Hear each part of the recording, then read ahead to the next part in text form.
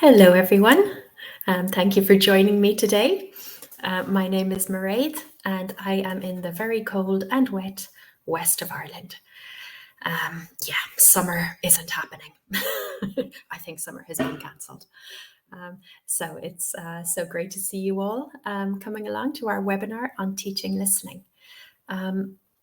If you've seen me present before, you know that I've been teaching for over 20 years now. So I'm excited to share everything I've learned about teaching listening with you today. So we've a lot to get through today, so let's go.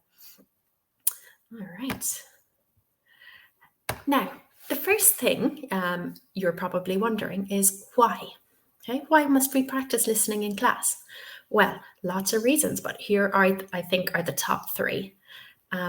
Primarily, listening is a receptive skill. We need it to communicate. Okay, we can't, speak. We can't be productive if we can't understand what the other person is saying to us. Students can't avoid it in everyday life. Okay, there is simply no way they can get around it. They've got to do active listening in real life. Aside from that, we all know the joy that music brings, TV series, movies bring. Our students will often listen for pleasure. And of course, a lot of that listening will be to English content. So they would be the three main reasons why we teach listening in the classroom. So we've got to teach it, but it has to be said that listening stresses students out a lot. Okay, a lot of students tend to just have this fear of it. They have a fear of not understanding. I'm sure if all of you have studied another language at some stage, you'll understand that feeling of, oh, the words are coming so quickly and I don't know what's happening. And now I'm going to panic. Okay, so listening is stressful. It's stressful for a couple of reasons. It requires total concentration. Okay, so it's tiring, like it's mentally very challenging. If you zone out, you've lost the thread, it's gone. Okay, if a student misses some information, they can lose motivation very easily and tune out as a result. Native or proficient English speakers can talk very quickly at times. Okay, it's true, especially in Ireland, we're terrible for it. We speak super quickly. Apart from that, we have the issue of connected speech. So connected speech is what happens when a proficient speaker of English strings lots of sentences together. We stop pronouncing every word individually and we tend to run them all along. For example, if I were saying to my child, do you like cake? Yeah, I wouldn't talk like that, would I? I would not say, do you like cake?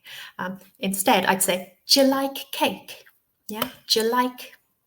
Okay, so that's an example of connected speech. Do you like becomes do you like? We do that all the time. We don't even notice we're doing it, and it can be very, very difficult for our poor students to keep up. Aside from all of that, in English, words often don't sound like they are written. Okay, so whereas a student could read a text pretty easily, yeah, it would be more difficult to hear those words said out loud. Because, yeah, as you know, spelling and sound in English do not typically correspond. Okay, so lots of reasons why listening can be stressful. So, bear that in mind. Now, let's look at some different processes. Okay, it's really helpful to understand how we process what we hear. Okay, how our students' brains are going to absorb all of this information and make sense of it. Well, there are two main ways of processing what we hear. Okay, these ways are called top-down processing and bottom-up processing. Okay, we normally use both of them in conjunction with each other. Okay, we're never using only one or only the other. Okay, they're both happening at the same time. Let's look at what each one entails. Top-down processing is when the listener uses context and overall gist to construct meaning. Okay, so as the name suggests, we're going from the top, yeah, down. Okay, An example of this is prediction.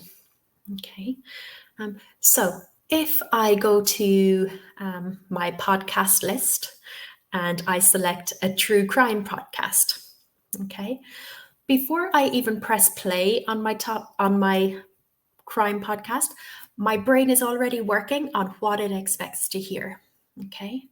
So before I even press play, my brain is like, ooh, murder, suspects, police, investigation. Yeah. And my brain like activates all of my prior knowledge of this topic. Okay. This is an example of top-down processing. Okay. Our brain is preparing before we even listen to the thing. Okay. Let's look at another example. Imagine I'm just about to turn on the radio to listen to a current affairs show. Okay. Before I even turn on the radio, my brain is thinking, ooh, current affairs, maybe politics, maybe economy. Yeah. What's going on the global scale? Okay.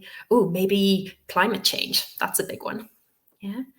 So again, before you even listen to the thing, your brain is putting together this overall picture of what it expects to hear. You're probably not even aware that you're doing this, okay? But it's happening behind the scenes. And it's the same for our students. If we let them know what they're going to listen to, and if we get them thinking about the context, their brains will already be working away hard to construct all of their prior knowledge. Okay. The main thing is we know what to expect reasonably well before we listen. Okay. That sets us up for success. On the contrary, bottom-up processing is when the listener uses individual sounds and words to construct meaning. Okay. For example, we hear individual sounds that make a word and then the sounds of the next word, and we gradually build up a sentence and understand what that means. Okay, so here we're starting like at the minimum level of sound and we're constructing until we arrive at meaning. Okay, a lot of times the difficulty students have with listening is that they focus too much on the bottom up. Yeah, they focus too much on the individual sounds and they therefore lose the overall meaning. Okay, but you can see how these two processes work together. Okay, we can't really do one without the other. And if we do one without the other, then we've got to work on our skills so that we can use them both in conjunction. So when we talk about types of listening, there are a couple of different types, but these would be the two main categories. We have what we call intensive listening. This is when we listen for detailed information. Imagine you're listening to the sports results, yeah, on TV. Yeah, you're listening for specific results. Or it could be the type of listening that your students do in class, okay? When you give them maybe 4 or 5 questions and say, okay, listen to the recording and answer these questions, okay? That would be intensive. We're listening for an absolute detailed piece of information. On the other hand, extensive listening, this is when we listen for general understanding, often for pleasure. Okay, it's not for class, it's not to answer comprehension questions, it's just for fun. It's just because we enjoy it. For example, a podcast. Every day I go for a walk or a drive, and I always listen to this amazing podcast called Something Rhymes with Purple. I don't know if any of you have heard of it, but if you're interested in the world of words and the origin of words, Something Rhymes with Purple is amazing. Okay, it's a great podcast. So that's an example of me doing extensive listening. Okay, just listening for fun. All right. With our students, you'll find that we typically tend to focus on intensive listening. Yeah, find the answer to the question, listen and write a summary of what you've heard. Okay, Intensive listening tends to happen most in class. So let's think about that a little more. How do we practice intensive listening in class? Well, there are a couple of different tasks we can do. We can do listening gap fills. For example, students listen to a recording and they fill in certain information. For example, times, dates, names, places, individual words or phrases. Yeah. So instead of always giving questions, you might give, for example, a summary of the recording, but blanking out words that the students then need to listen to and fill in. Okay.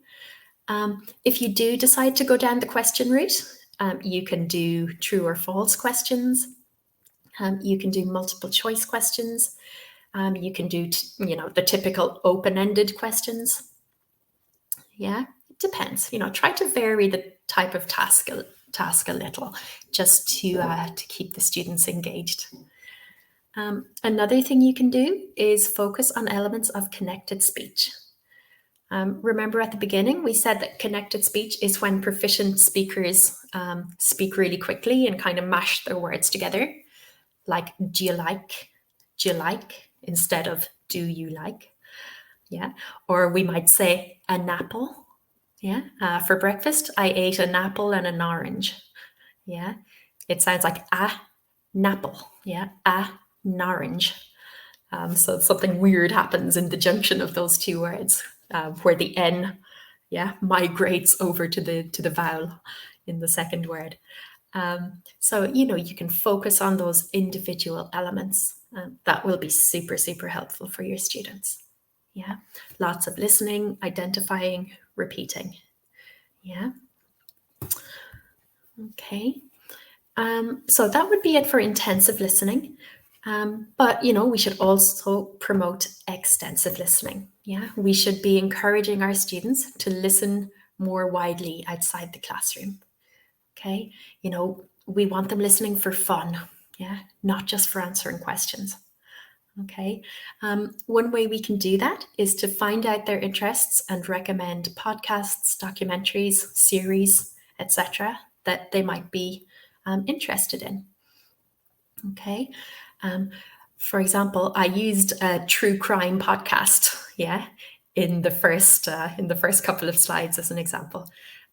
I did that because personally, I have no interest in true crime, but one of my students in an advanced class was really, really into them. Okay, and they had listened to like lots of different true crime programs in their own language, in Spanish. Okay, so I decided that I would go off, research true crime podcasts and find the most popular ones in English. Okay, so off I went. I listened to a couple of them. I'm kind of converted. They're kind of interesting. But I put together a list of like more than two. I put together a list of 4 or 5 different true crime podcasts that he could check out in his own time. Okay, I did that just to give him the final push towards extensive listening in English. And it worked. He found one that he really liked, and he emails me from time to time and tells me, "Ooh, check out this one, check out that one." And so help them out, find their interests, and make some recommendations. Okay, they may take them on board, they may not, but at least you've tried. Using apps like Spotify, YouTube, Audible, which is an ebook read aloud app, can be a really good way to expose your students to lots of English for fun and for entertainment. Okay, so use them as authentic material or put together a list for your students to be able to check them out. Okay, the main thing is try to avoid making listening only to answer questions. Okay, emphasize, oh, it's interesting, it's fun. Yeah, try to listen more extensively. Okay, so now that we've taken a look at the types of listening and how students listen and why we should teach it, let's look at the standard procedure for planning a listening lesson. The really good news is that planning a listening lesson has a lot in common with planning a reading lesson. Okay, so if you've studied teaching reading, you're going to find tons in common with teaching listening. All right. As both of them are receptive skills, a lot of the same processes are at play. Okay, so we approach teaching them pretty similarly. So I'm going to give you 5 steps to a successful listening, or 5 stages rather. As always, stage 1 is going to be a warmer. Okay, it's stage 1 of every lesson, no matter what you're teaching. Okay, so in our warmer, we really want to facilitate prediction. Okay, remember we mentioned this at the beginning with top-down processing. If students know in advance the topic that they're going to listen to, their brains will already be working hard to construct the prior knowledge to pull from. It's been proven that we understand something a lot more when we predict or when we know what to expect. Okay. Sometimes in the warmer, I will bring in lots of pictures. Okay, I'll bring in some photographs that represent the topic. Like if we're going to listen to a tour guide describing a city, for example, a tour guide describing Galway, my city. In the warmer, I'll bring in lots of pictures of Galway. I might make a nice collage of pictures from Galway. And I will ask my students, describe the pictures. What do you see? Yeah. Do you think it looks nice? Would you like to go there or not? Why? Okay. What are some words you expect to hear in this listening? Okay. And, that goes for anything. Maybe your listening is going to be an interview with a sports star, with a football player, maybe. So you could bring in pictures of different football players or different different elements of football, such as, a goal, maybe a picture of a referee, maybe a picture of a team, of some jerseys, of some flags, maybe a stadium. Okay. Use the warmer to really facilitate prediction and to warm your students' brains up to the topic. Okay. This is a great way of engaging students in the topic. Okay. Letting them predict what they think they will hear. The examples I gave were based on visuals. Okay, for me, visuals are the absolute best thing to use in a listening lesson warmer. But if you don't have access to tons of visuals, you could also do brainstorming. So, for example, I could say, okay, in a moment, we're going to listen to an interview with a very famous football player. What are 10 words that you would expect him to say? Okay. So again, that will warm up your students and they'll be thinking, football vocabulary. What does my brain already know about football vocabulary? Okay. Get them to write a list of words. Okay. Again, we're using the top-down processing, using what they already know to help them understand the upcoming listening. Okay. So yeah, do a warmer. Warmers are always important, but especially so before a listening lesson. Okay, once your students are warmed up to the topic and they've made some predictions, now it's time to pre-teach some vocabulary. So in advance, you will listen to the recording yourself. If you're using a course book, you'll have a transcript. So you want to go through the transcript in advance and think, are there any words here that are going to block my students' understanding? Okay, so are there any words here that they won't understand? Because the idea is we want to teach those words in advance so that when students hear them, they don't just, hit a wall and get distracted by the fact that they don't understand the word.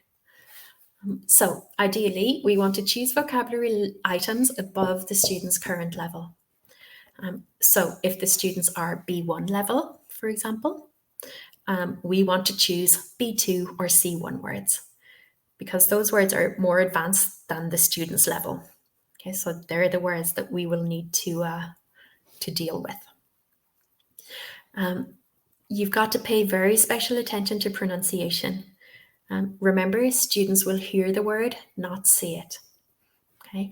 Remember, we said earlier that spelling and sound rarely corresponds in English. Well, if there's a word that they might understand if they saw it written, yeah, but that they won't know from, they won't know by hearing it, then we've got to pre-teach that word. Okay. Let's see if I can think of an example. Think of the word, for example, knowledge. Yeah, knowledge. If students see that written down, they will see the KNOW and they'll be like, no, okay, no, I know what that means. Knowledge, okay, it's probably the noun of know, okay? So, they might work it out if they see the word written down, but if they hear it, knowledge, the na sounds nothing like no. So that word might sail over their heads. So not only should you teach the words that they won't know, teach the words that they might not recognize if they hear. Okay, anything with tricky pronunciation is worth pre-teaching. As we said before, also try to look out for elements of connected speech or contractions. Okay, contractions are tough. For example, if we're teaching them third conditional, we might have a sentence like, if I had seen him, I would have said hello. Okay, if I had seen him, I would have said hello. But what happens when we're speaking? We contract, yeah? So instead of saying, if I had seen him, we would say, if I'd seen him, Instead of I would have, we would say I'd have. Okay, I'd have. So if I'd seen him, I'd have said hello. Now, again, if students saw that written down, they would understand it, but hearing the contractions is a whole different ballgame. So if there is like a tricky contraction like I'd have, pre-teach. Just make sure the students know it when they hear it. All right. So once we have the pre-teaching out of the way, our next stage, stage 3, would be listening for gist. Now, typically in a listening lesson, students will hear the recording twice. Yeah? Sometimes 3 if you have time, but minimum twice. And the first listening in stage 3 is listening for gist. So in the first listening, we want to focus on overall meaning and context. Okay, we just need 1 or 2 questions here. So again, we don't want them to listen for all of the, every single detail. We just want them to gain an overall understanding of the text. Okay. For example, if you did a prediction task in the warmer, your gist question could be, so listen and see, were your predictions from the warmer correct? Okay. Or another one you can use, it's one I really like, in 1 word, what are they talking about? Okay. So, we just want the students to listen to the whole thing through and gain like an understanding of what it's about generally. Okay. I really like the summary tasks for gist, like in 1 word or in 2 words, what are they talking about? Okay. Another gist task I like a lot is imagine you had to write a title for this dialogue, yeah, or this speech, or this presentation. Okay. What title would you write? Because that forces them to listen to the whole thing and give a general idea. All right. So once they've listened once for gist and you've corrected that, and you've corrected their answers, it's then time for stage 4. Now, stage 4 is the second listening. It is where the intensive listening happens. Okay, this is where we want the details. Okay, so in the second listening, listen for detailed information. For example, 7 or 8 questions would generally be enough. Okay, we don't want to overwhelm them. Some questions might be, where is the speaker? What is happening on Friday night? What does he say about the party? Okay. We're checking that students are able to understand individual details. Okay, this is more challenging. Normally the first listening will be just 1 or 2 questions just to ease them into the general understanding. And then the second listening stage is where the challenge arises. Okay. So once they've done the 2 listening tasks, the final stage, stage 5, will be a follow-on speaking task. Okay, so we turn off the recording, the listening is done. The final stage is usually a speaking or writing task, but speaking is better, I find. A speaking task related to the text. For example, a discussion, a debate, a role play, etc. Okay, the aim of this stage is to allow students to decompress, to give their brains a rest and relate the topic of the listening to their own lives. So remember, we gave an example of a recording of an interview with a famous football player. Perhaps your follow-on task could be a debate with the topic, are footballers paid too much? Yes, but it'll be a debate. So one half the class can debate that they are paid too much. The other half can debate that they are not paid too much. Okay. If you didn't want to debate, you could do a discussion. Yeah, you could give the students, 8 or 10 speaking questions on the topic of sports. Yeah, and just let them talk about it. You could even do a role play if you wanted, where you could say, put the students in groups of 2 and say, okay, one of you is the interview and the other is a sports star of their choosing. Okay, and the interviewer has got to come up with questions to ask the other student, who will pretend to be a famous sports star. Okay, it's really nice to finish up with a speaking task like this, because it brings the class in a nice logical circle. They started by speaking, then they listened, and then they finished by speaking. Okay, so if you can follow those 5 stages in a listening lesson, you'll be doing really well. Okay, so just before we start our question and answers, here are some final tips for teaching a listening lesson. My main tip, please use visuals to encourage prediction and to set the scene in the warmer. Okay, visuals are the best way of activating that top-down processing. Also, after the first listening stage, when they've listened for gist, remember to allow students to compare answers in pairs before feedback.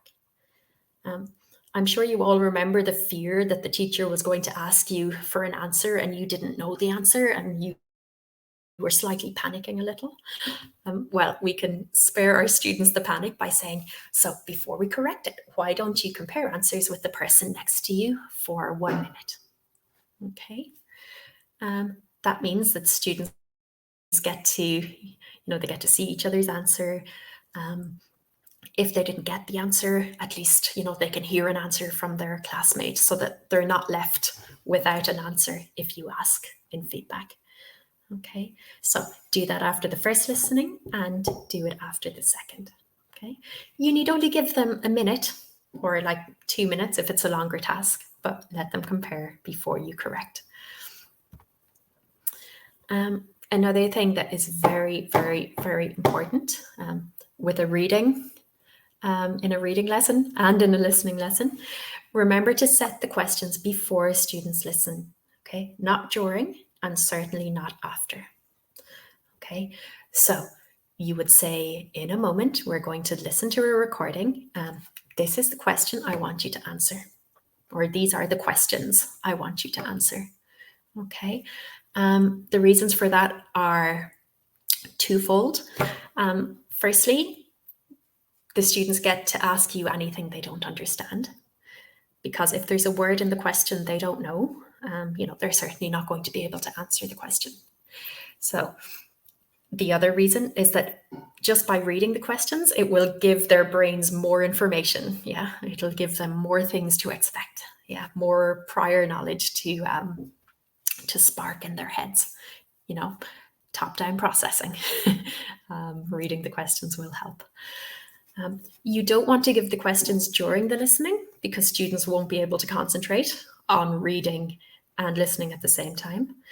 You don't want to give the questions after, because then it turns the whole thing into a memory game. Yeah, and maybe students won't remember the answer. Okay, so give the questions before and let the students read them before.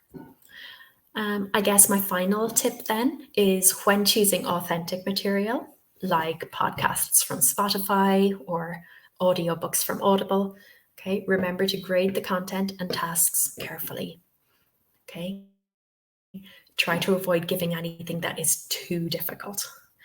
Okay, because we all know that if we give students listening tasks that are too difficult, the students will just feel terrible that they don't understand. Okay. All right. So, we did it. We got through it in 30 minutes. Good. So now, everyone, it is up to you. I want you to ask me all of your questions related to teaching listening. Okay, I'm sure you have a ton.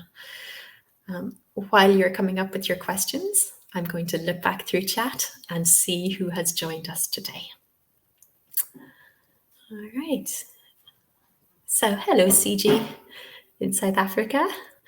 I've heard it's really cold there as well, just like here. We're both freezing, I think. Hello. Okay, we have hello, Sarah in Turkey. Hi, Emma. How's it going? Hello, Zarin, Eliani, Lijuan. Tashrifa. Yeah, I think I've seen all of you before. I recognize all of those names. Hey, Luigi. How's it going? We have Timothy, Vilsi. Oh, Australia. You're a long way away, Vilsi. Or I'm a long way away from you. Hey, Judy. How's it going? And Kathy. Good to see you again. Nikiti in South Africa. Very good. So, hello, Abbas. We have Sandra, Anka Metse. Oh, hey, Saji. Long time no see. How are you doing? Okay. Emma, you are very welcome for the podcast suggestion. So, hello, Adrian. Good to see you. Okay. So, Emma, first question. Let's see. Let me change the presenter view so that we can see your question at the bottom. So, Emma, we are to choose vocab a level above. Yeah, 1 or 2 levels above. What if we have a few students who have fallen behind and will need 2 or 3 current level vocabulary explained? Yeah, that's fine too, Emma. If you can justify teaching words of their level, go ahead. Why not? Another thing you can do, if you think only a few students need words from their current level, you could just make like a little vocab bank, like a little vocab box on the bottom of the page, where you explain some of the words that you think they will need. That way you don't have to spend time pre-teaching them to everyone, but still the students who need it will have like the little dictionary box. They will have the little dictionary box on the bottom of the page. If you're super organized, what you can do is the class before you do the listening, you can end it by giving all of the students just a little vocab list and say, so these words are going to be important in the next class. All right, so look over them and be familiar. So yeah, that can work pretty well. Just a nice little vocab box. It never hurt anybody, I find. All right. Thank you, Emma. Good question. Also, when you're doing a reading lesson, everyone, for example, in assignment A of the level 5 course, you will also pre-teach vocabulary in a reading lesson. So, when you are selecting vocab to pre-teach, remember, try to go from the level above or even 2 levels above, okay? Or maybe even phrases, yeah. For example, instead of just teaching the word time, you might teach the phrase to waste time, okay? Or instead of just teaching the word crime, you might teach them the phrase to commit a crime, okay? Phrases are always a brilliant option for pre-teaching. All right. So we have a question from Asha. So hello, Asha. Is it always better to speak and let students hear the words before letting them see or read it? I would say yes, Asha, ideally. Okay. The thing is, a lot of students can read to a much higher level than they can speak. So chances are they will already have seen the words somewhere. Okay. But if they haven't, yeah, I mean, for me, the ideal thing is to let them hear it, let them repeat it, work on pronunciation before they see it. That is one way of like breaking the letter sound association.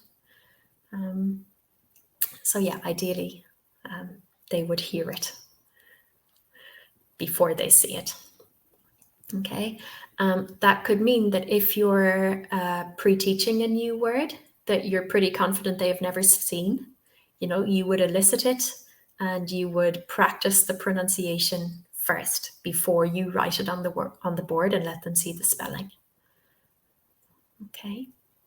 That said, you could also do it the other way around. You could, once you've elicited it, you could write it down and then use the IPA, the International Phonetic Alphabet, to like focus on the problem sounds. Okay. So yeah, I guess you could actually do it both ways, but I much prefer to let them hear it, let them practice saying it before they see it. All right. Nice, Asha. Good question. I think a couple of weeks ago, we did a webinar on the International Phonetic Chart that dealt with using it to help with pronunciation. Okay. So you can absolutely go back to the YouTube channel, to our TEFL Academy YouTube channel, and find that IPA webinar. All right, good. So, do we have other questions? I'm sure you do. Okay, I am confident you have more questions. If you want extra information on top-down processing or bottom-up processing or different tasks, yeah, now's your time. Okay, or if you have any questions about pre-teaching, get those questions in. We have 20 more minutes. Okay. So, hello Harinder, good to see you again. From our vocabulary lesson plan, do we have to give them sentences with those words as context like we do for a reading assignment, or stick to words and their usage and grammar? I guess it depends, Harinder. I would just typically teach the word in the context that it's used in the listening or in the reading. Okay. So, we would elicit the word. Yeah, we would establish the meaning. We would do the pronunciation. We can tell them, or, we can elicit the form, like, is it a verb? Is it a noun? Yeah, what type of word is it? Okay. In pre-teaching, I don't think it's so important to go into like the full sentences and everything. Because remember, pre-teaching is just one stage. we have maybe 10 minutes to do 10 words. Okay. So we're not going super in depth with each one. We're just giving the basics of what to know. All right. That said, there may be a reason to give them a sentence. And, if you think you need to give them a sentence, then give them a sentence. Okay, it's up to you. All right, thank you, Harinder. Good question. So, hello, Smalley85. When doing an intensive listening exercise, how many times should you allow students to listen to the audio? Is it 2 or 3 times? Well, I would say, Smalley, minimum 2, okay? As I said, the first time they listen, we want it to be for gist, for general understanding. And then the second time they listen, it should be for intensive. Now, if you have time to do a third listening and the students ask for it, why not? If most of them were missing answers to the intensive listening task, by all means, play it again. Okay, if you have time and if they need it, why not? Okay. One thing I like to do, if a listening task has been a little difficult, like if they've done a listening to a recording of a person with a different accent to the one they're used to, once I've corrected the listening tasks, I like to give everybody the transcript and then we listen and read along. Yeah. And that really it helps them a lot to understand the whole thing. Okay. When they're reading and listening along. So, it's up to you and what you have time for. Okay. Minimum 2, maybe 3 if it's necessary and if you have time. And why not do it again with the transcript once all the listening tasks have been completed. 4 times might be a bit much. I think you'd find the students like, oh God, not again. Okay, but 3, absolutely, why not? All right. So, hello, Nikite, or Nikit, or Nikite. I'm really sorry. I'm not sure how to pronounce it. Is it okay to let the students watch a short film or video on the topic you teach for better understanding when they teach explaining it to them? So do you mean like if you're teaching a grammar point, maybe showing them a video explaining that grammar point? Honestly, Nikita, I'm not such a fan of this because, it's the teacher's role to explain it, not to rely on a video to explain it. You might let them watch a video for homework. Yeah. But in class, I would say that the teacher takes the lead. Yeah. The teacher does the teaching and doesn't rely on a video. If you're talking about videos as listening content, yeah, for sure. Videos are great. Yeah. Like if you have a video of a TED Talk, for example, that you want to use as a listening recording, yeah, do it. Absolutely. That would be amazing. Okay. So thank you, Nikiti. All right. So hello, Saju. I've tried to use a student's favorite band or song as source material for a listening class. It was hard work and not very successful. If you use songs, do you have any tips for what to include or avoid? Yes, Saju, everybody thinks that songs are going to be so fun, but no, they are tricky, okay? Using songs is never as fun as you think it's going to be. Honestly, I don't use songs as listening tasks, okay? The lyrics are too fast, or they're too difficult, or they're too colloquial, or they're too ungrammatically correct. They're just, songs are tricky. So honestly, I don't use songs as listening comprehension. Okay. I will use songs as background music to a task, or I might use some songs, like a couple of lines of a song as a warmer, like, what do you think this song is about? What is the topic of this song? Or how would you describe this song? What is the mood of this song? But yeah, I would not use songs as listening comprehension. Okay. So yeah, that's my answer. I've never found a good way to use them, unless the song is, slow, clear, classic, popular. But yeah, it's more problems. It's more trouble than it's worth, I find. Okay, so thank you, Saju. Sorry for not really answering, for not really giving you tips on how to use them, because I just don't use them. Okay. So, hello, David Murphy. How do we make lessons relative to students' different levels? Oh, yeah, this is the big question, David. We've got to select our material really, really carefully. We've got to try and choose things that will not be overly difficult. If we do want to use, for example, a podcast, what's the word I'm looking for? Like if we want to use an excerpt from a podcast, a clip, that's the word.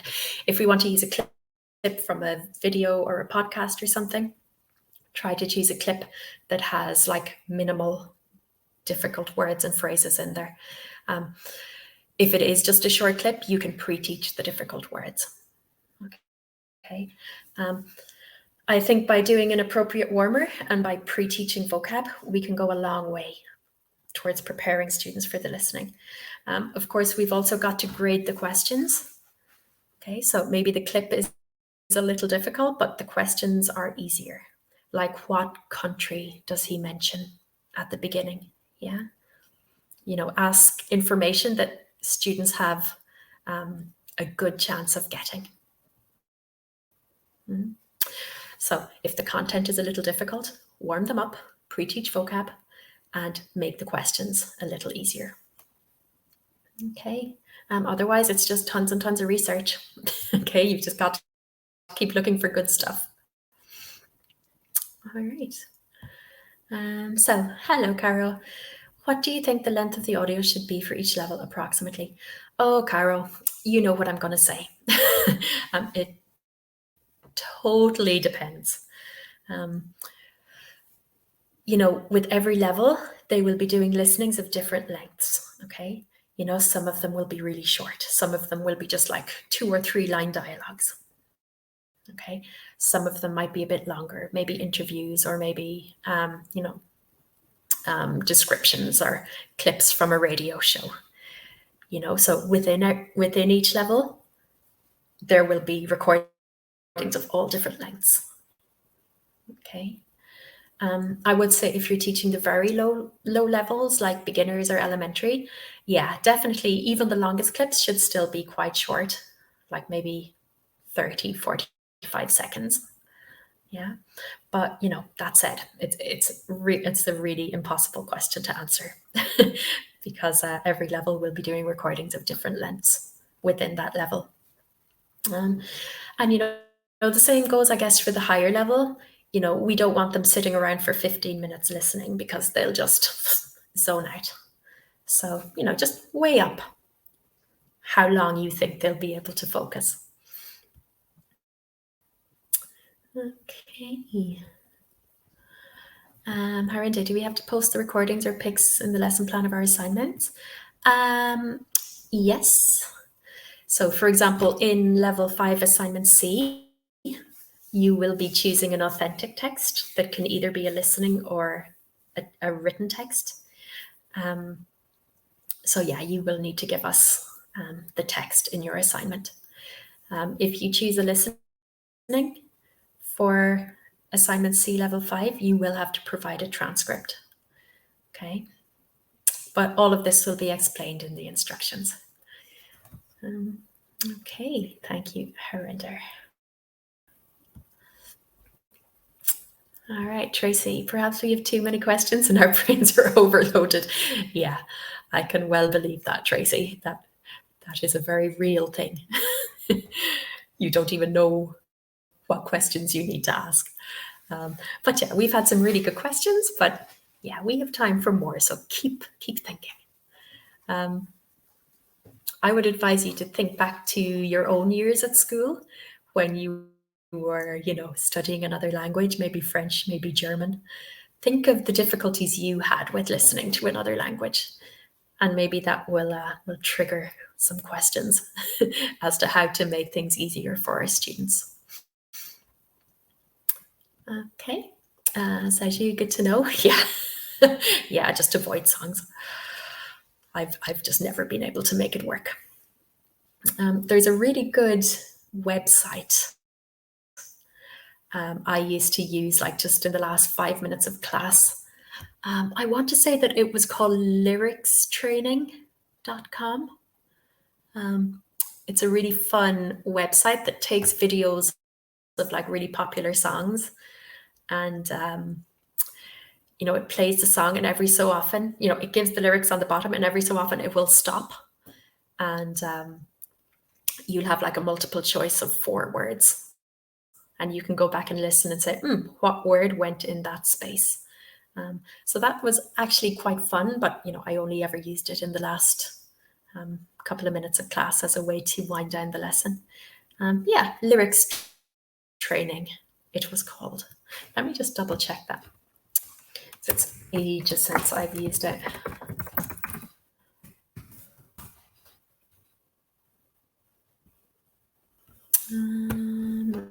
Let me just check. Yeah, that's right. Oh, my memory was good. So yeah, lyrics training altogether, lyricstraining.com. I also use that a lot myself to practice my Spanish. So, they have it in tons of different languages. So it's a super fun resource. Okay. Hello, Kathy. I like to use verbal instruction activities, giving instructions, draw a triangle, color it red, draw a star above it. Yeah, that would be great, Kathy. That's a great way to introduce listening to young learners or to beginners, starting with super, super simple, short sentences. Yeah, absolutely. Love that, Kathy. And it reminds me, another thing I used to do a lot with young learners to improve their listening is picture dictation. So I would give all of my kids a piece of paper and a pencil and some colors. And I would say, okay, listen to me talking. And while I talk, I want you to draw what I'm saying. So I would do something like, or I would say something like, I can see a house. Okay, it's a small house. It has 2 windows on the front and it has a red door. Okay, so students would start drawing. Okay, and I would say, okay, let me say that again. I see a small house. It has 2 windows on the front and a small door. Beside the door, there is a tree. Okay, it's a tall tree. It's taller than the house. Okay, the bottom of the tree is brown and the top of the tree is green. There are 5 apples on the green part of the tree. Okay, so things like that, picture dictation, listen and draw. It can work really, really, really well for young learners and low levels. Okay, because you can decide what to say. It's all up to you. The content is up to you. Okay, it can also be super fun with high level because you can talk faster and you can give like insane details, like complicated details, and yeah, they can have a lot of fun. I've even done that with adults. All right, good stuff. Thank you, Kathy. Good question. Okay, so hi, Lynn. Hi, any tips for students that show signs of dyslexia? Yeah, this is a tricky one, Lynn, especially if, you're giving them all of the questions written down. I guess the best thing we can do here is ask the student, like, do you want the questions written down, or do you want me to repeat them, 3-4 times, for them to stick in your head? Okay, it's difficult expecting them to memorize the questions though, because it's really difficult to listen, to process what you're listening to remember the questions. So what I would do, I've only had a couple of students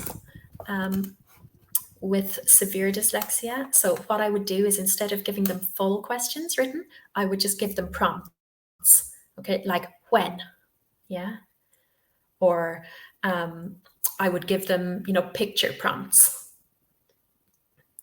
Okay, so instead of giving them like, what time did the man arrive at the party, I would just give them like a little picture of a man in a party.